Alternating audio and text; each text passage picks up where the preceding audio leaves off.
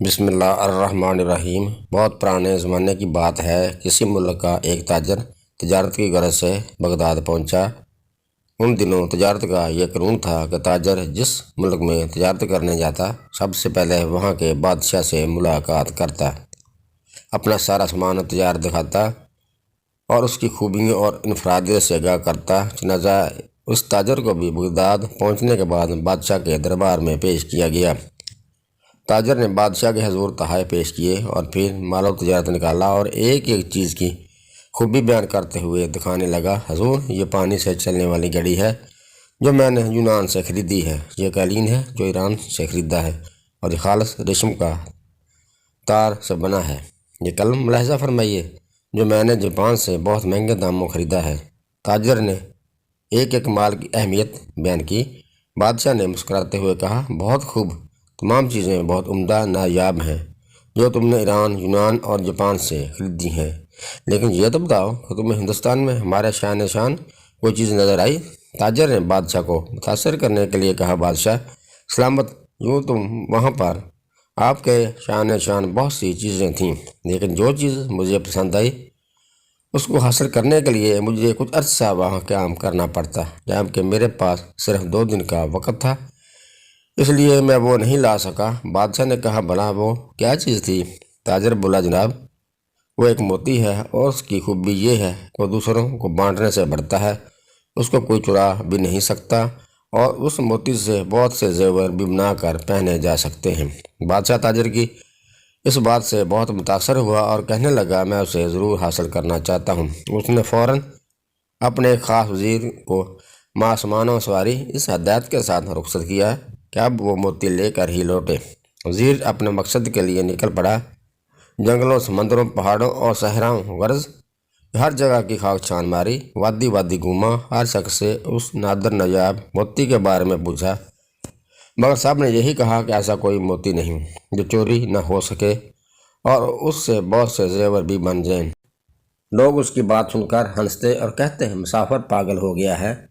یوں مہینوں بیت گئے، ناامیدی کے سائے گہرے ہونے لگے، مگر بادشاہ کے سامنے ناکام لوٹنے کا خوف اس کو چین نہیں لینے دے رہا تھا۔ وزیر نے ہر ممکن کوشش کر لی کہ اسے کوئی ایسا موتی مل جائے، لیکن نہ ملا۔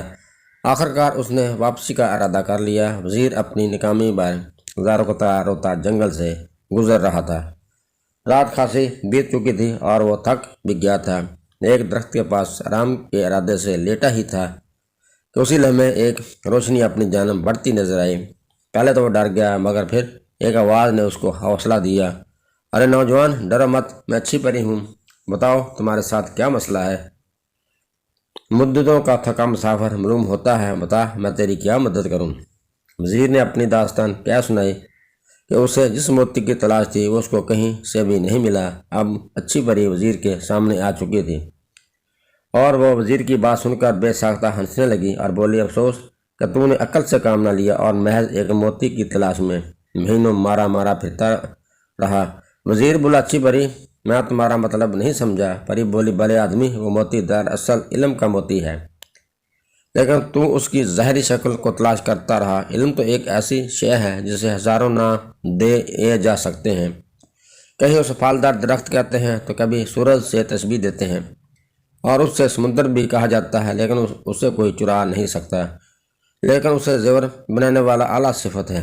وزیر نے حیرت سے پوچھا۔ پری نے مسکراتے ہوئے کہا، علم کی بہت سی صفات ہیں، تم اس موتی کی صورت کو کیوں تلاش کرتے ہو؟ یاد رکھو، ہر شے کی تاثیر کا تعلق اس کے نام سے نہیں بلکہ اس کی اندرونی خوبیوں سے ہوتا ہے۔ اسی طرح علم بھی ایک نایاب موتی ہے کہ جس سے یہ حاصل ہو جائے وہ اس سے ایسے ہی سج جاتا ہے جیسے انسان زیور پہن کر سجتا ہے، اسے کچھ چرا بھی نہیں سکتا، بلکہ اسے تو بانٹنے سے بڑھتا ہے، گھٹتا نہیں ہے۔ وزیر بڑے غور سے پری کی بات سن رہا تھا اور بالآخر قائل ہو گیا کہ علم واقعہ ہی ایک ایسا موتی ہے جس کے پاس ہو وہ دراصل دنیا کا سب سے قیمتی زیور کا مالک بن جاتا ہے۔ وزیر نے پری کا شکریہ ادا کیا، جس کے بعد اچھی پری وہاں سے غائب ہوگی۔ اب وزیر بہت خوش ہوا اور اپنی کامیابی کے گیت گاتا اپنے ملک کو روانہ ہو گیا۔ وہاں پہنچ کر اس نے بادشاہ کو علم کے موتی کے بارے میں بتایا اور سمجھایا تو بادشاہ بھی پری کی بات کا قائل ہو گیا۔ صرف علم ہی وہ موتی ہے جسے کوئی چرا نہیں سکتا۔ ننھے ساتھیوں، علم ایک ایسا موتی ہے جس کی چمک دمک زمین سے آسمان، فرش سے عرش تک ہے، اور علم کے اس موتی کی روشنی میں ہی انسان اس کائنات کے خالق و مالک تک رسائی حاصل کر سکتا ہے۔